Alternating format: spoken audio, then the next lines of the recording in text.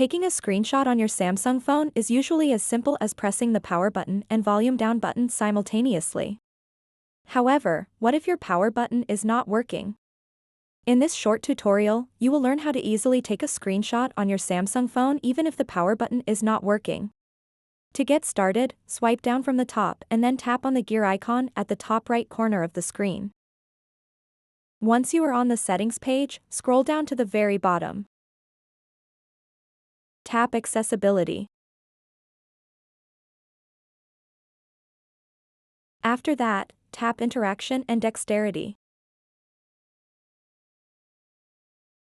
Now you'll see an option called Assistant Menu.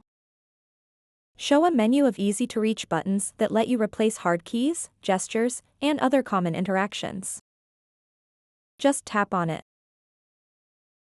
Now all you have to do next is toggle on this switch over here. Tap Allow to give it permission. And now you'll see this transparent floating button on the screen.